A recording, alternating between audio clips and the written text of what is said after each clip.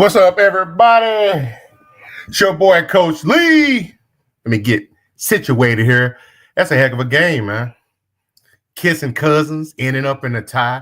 Not quite the way we want it to be, but let's talk about it.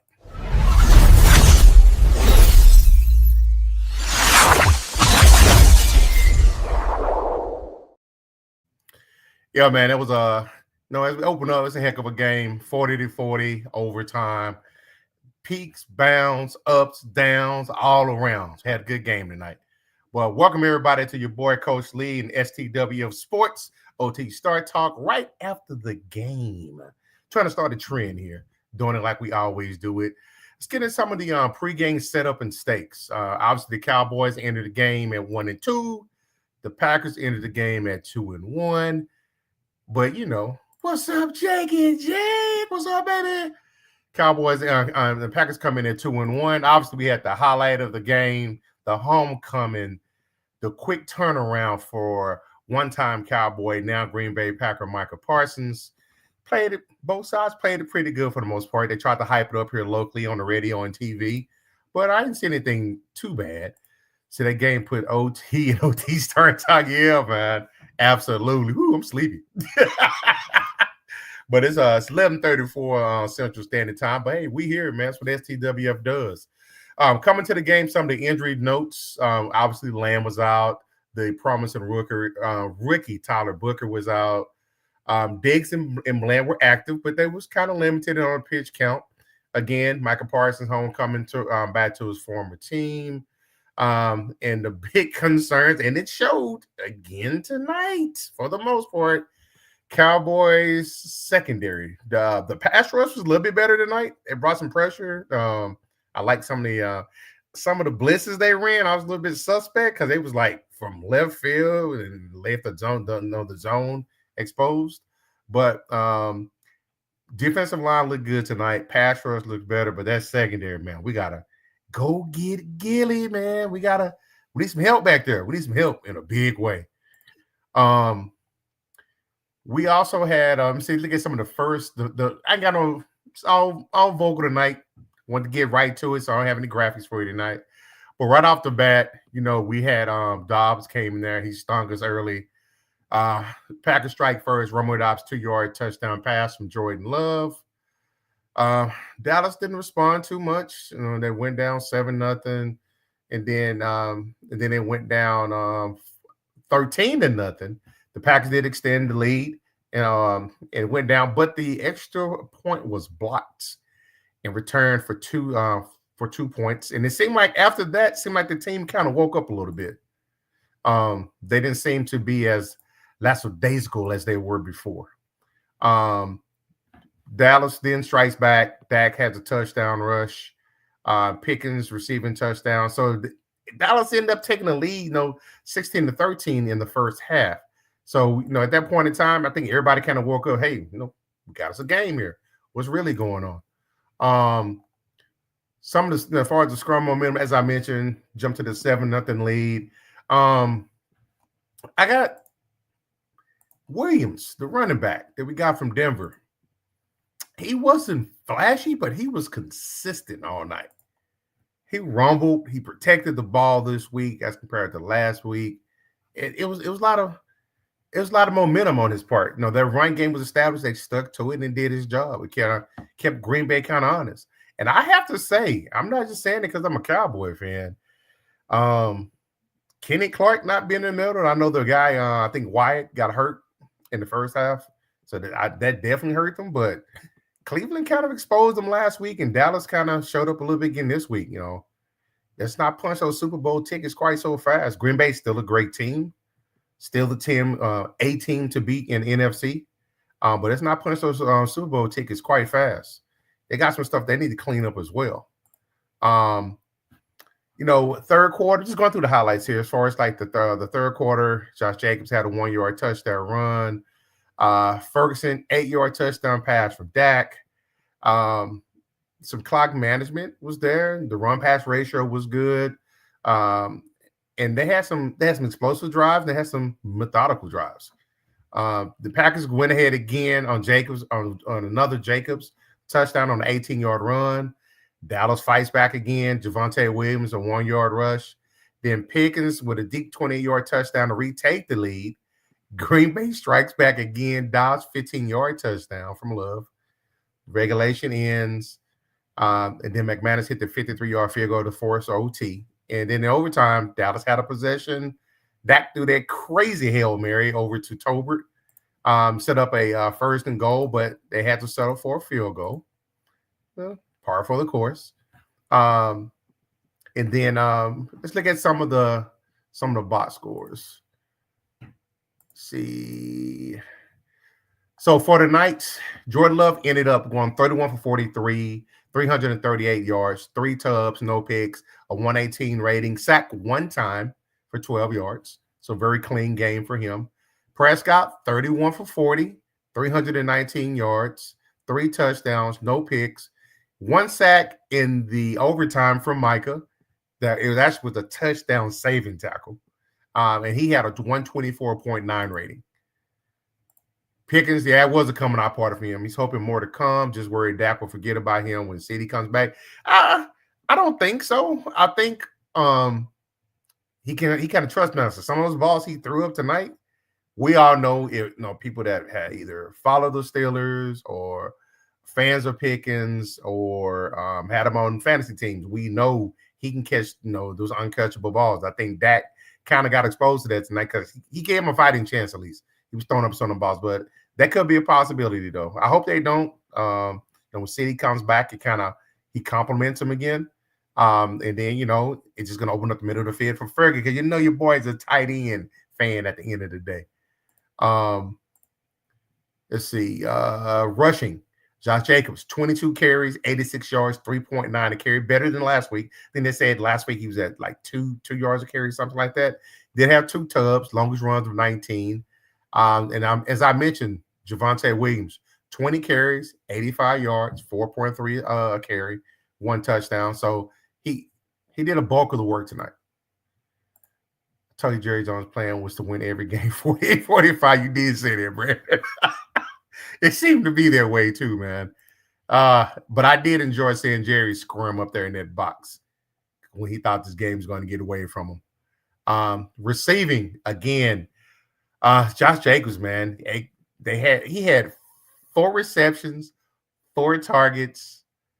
Not too bad. Then the man of the hour, Romeo Dobbs, 6 catches on 8 targets, 58 yards, 3 tubs. Not bad night. Pickens, 8 catches, 134 yards, 2 tubs, 16.8 a catch. Tolbert 4 for 61. So Toby had a coming out party. Jakey had 7 for 40. So not too bad. I also said the Texans was to win every game 10, playing to win every game 10-9. Did the Texans win today? I'm not trying to be funny. I'm being dead serious.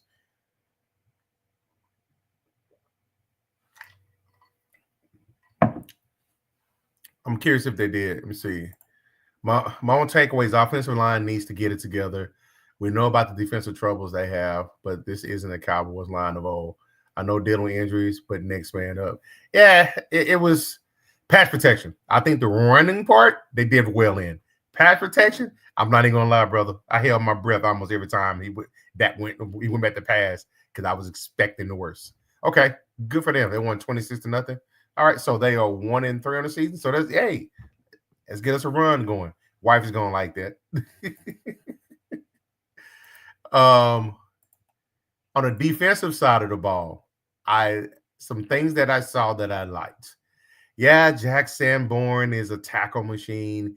He had 11 tackles, 6 solo.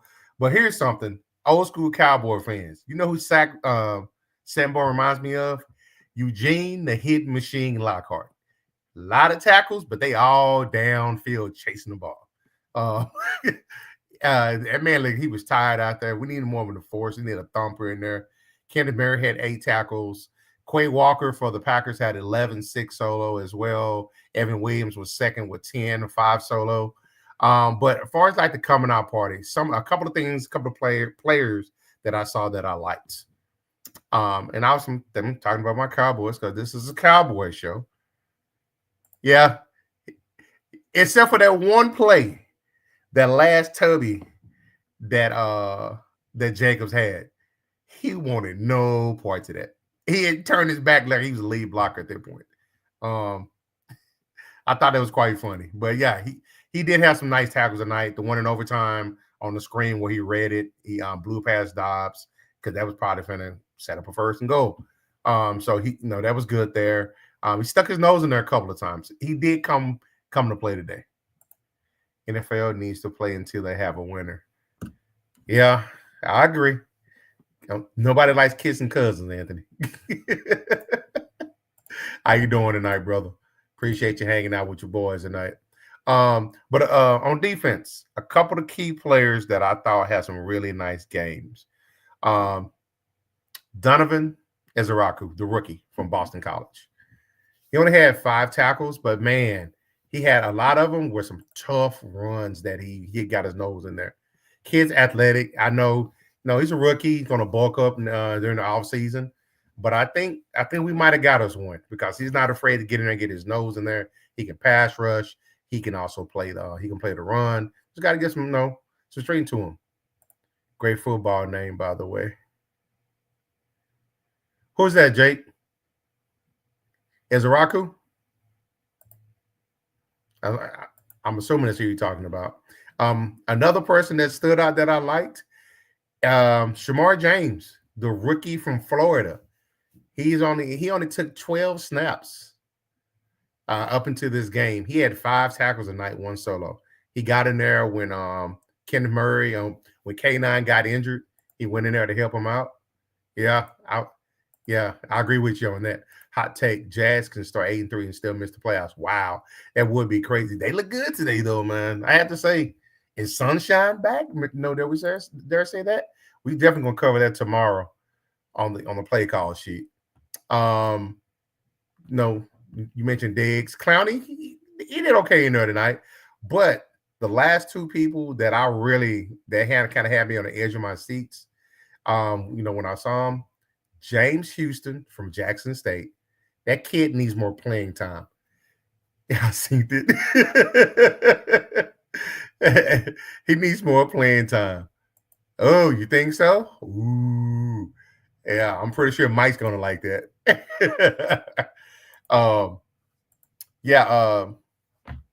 Who's I talking about? That got me up here tripping. Now, James Houston from Jackson State. He needs more playing time. He's a disruptor in there. I like what I saw from him. Malik Hooker, it said he got hurt in the first half, toe injury. A lot of turf toes been going down, so we're gonna see what happens. The Boulders coming Indiana. Jack Samurai did his thing tonight in almost every play. Yeah, he had a lot of tackles. I just felt like it was sometimes it's like he was just like a half of a step behind. He got the tackle when the running back passed him. Get in there. I want to see him get in there and stuff some runs. Get them before they get started. What plays did you guys see tonight just to know who stood out to you? I know y'all on Cowboys fans, but you watch the game. Who don't like good football? I still stand on Cowboys came second in the division. Okay. You hear that, P Dollar? Commanders third. They lost today too, didn't they? Huh. Better hope that JD get back sooner rather than later. So for me, I think the biggest thing that I saw tonight, I like some of the play calling from Shadi. That made me feel good. He was creative. He was situational. I think that he did get away with a pass interference. I'm not even gonna lie about that one. He didn't get his head around. I think the only reason they didn't call it is because they both were putting hands on each other. But he did. He had his hand across his chest. He didn't get his head around it. Just say he definitely got away with a pass interference, in my opinion. One thing you know about Coach Lee, man, when it comes to my Cowboys, I'm gonna be honest. If I think we got a call that we didn't deserve, I'm gonna call it like in this one. And I believe that was in overtime too, on that 3rd and 6, maybe, if I'm not mistaken. So yeah, he definitely got away with one there. Bland, like I say, he's still coming back from that, his own toe injury and whatever. Again, looking at some offensive performances again. Jordan Love, 5 for 5 passes, 7 for 4, and a touchdown on the Packers opening drive. He completed 14 and 19 passes for 172 yards with 2 tubs and a fumble, big fumble that kind of set the tone at the end of the first half. But Dak was 11 to 13 for 113 and a touchdown at halftime. Let me see. Look at my notes here. Green Bay had more plays, 11, and more yards, 46 by halftime. Defensive performance again. The Cowboys defense struggled early on. I think they struggled throughout the whole game. Well, collectively, they struggled early on, but the run defense, the pass rush got better. It's just the middle, the linebacker play, and in the secondary definitely got exposed again. Dallas defense is noted as having given up 6 40-plus yard plays to opposing offenses. That's terrible. Green Bay's defensive rush was led by Gary, who has 4.5 sacks this season, none tonight. So he didn't pose a threat to Dak. Again, they didn't get their sack until overtime by Micah chasing down Dak, and it was a touchdown saving tackle. The Packers defense is they did sustain some drives tonight. Didn't get any turnovers though. It was a clean game for the most part, except for the penalties. A lot of that was going on. Let's see what we got here. Javonte Williams is a real deal running back. Yeah, he is. I like him a lot. That was my other takeaway. Been solid every game. Probably the best surprise from that offense. Couldn't agree more. I know I heard him mention tonight. He's this is his second year from the ACL injury, so he's probably trusting that knee a little bit more. So we're going to probably see him become more of a dominant force. But I got a question. Sanders got hurt, ankle injury. High ankle sprain's been running around, but what's the deal with Blue? I know we talked about Blue at the beginning of and going into the preseason when the rumor came out. Actually, I think that was the first OT Star talk that we did for this year. And it was some talk about his work ethic. And they've been kind of hush-hush about it. I've kind of heard some rumblings and kind of read between the lines. When you're running back in NFL, you got to know your passing assignments, your pass protections. And I don't think he does. So that can go back to, is he putting the time into the classroom to make sure he's prepared to be on the field? Jerry Jones watched what the Bengals did last season and thought it was awesome. Might as well go all in on offense. If you go 9-8 or barely make the playoffs, might as well score a ton of points in front of your fans. Yeah, that's the feeling I'm getting. What are they now? 1-2-1? It's gonna probably be one of them seasons where it's just gonna be a lot of high scoring because we can't stop anybody. Offense is good enough to, for the most part, to win games, except for last week, they scored 14 points. But for the most part, they're good enough to score some points and win some games for them. Yeah, it's probably gonna be a lot of that going on. I want to take a look at. Let me see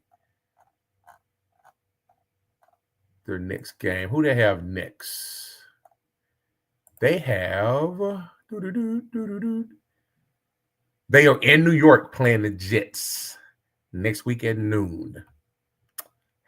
Tickets as low as $96. Interesting. No. I thought this was going to be a game that they lost. Obviously, they tied, but they got New York coming up, then Carolina, Washington, Denver, then Arizona. So it's they're not out of the woodshed yet. Oh, wow. Tickets for Arizona, $27. You hear that, bro? Might go holler at them. 40 points. The city wasn't even out there. I know. I'll give Schottenheimer this. This offense looks a lot more creative than what we've been looking the last 4 or 5 years when we had McCarthy here. Offense looks a lot more creative, getting the ball on the edges, put it in your playmakers' hands. Turpin had some big plays tonight. That kickoff return in overtime, give them great field position, almost a midfield. That big catch on the sideline over there to the move the chains for them to get them in position. Yeah, he has some big games tonight. Oh, Jake, you read my mind. You know I'm a special teams dog, and Turpin, the returner, is a wild factor. See, I hadn't even seen that yet, Jake, and I'm talking about Turpin. This is why we rock through the week. We read each other's minds. Get out of my head, Jake. Well, man, I just want to comment here. have a little bit of exhale moment. It kind of sucked that it was a 40-40 tie. Can't complain though. Had a lot of fun watching the game. Kind of probably kept my granddaughter up a couple of times because I'm right next to her bedroom. But she's probably gonna tell me in the morning, Papa, I couldn't sleep last night because you was yelling at the TV. But man, appreciate you guys hanging here tonight. Make sure you tune in tomorrow on the play call sheet. We talk about the entire game, games today, and all that it entailed. And with that being said, man, I appreciate you hanging out with your boy. What we got in here? I literally told that to my wife. What a terrible way to end a fantastic. And yeah, sucks. Kissing cousins. This definitely sound like some down south stuff, but this ain't Mississippi or Alabama. No shade. Appreciate you hanging out with your boy tonight. Make sure you tune in tomorrow at 7:30 Central Standard Time, 8:30 Eastern Standard Time for the play call sheet. All the guys will be up in there. Yours truly be back, and we gonna be in the house. Everything is always peace and hair grease, much love, and Dale, the Saints still suck. How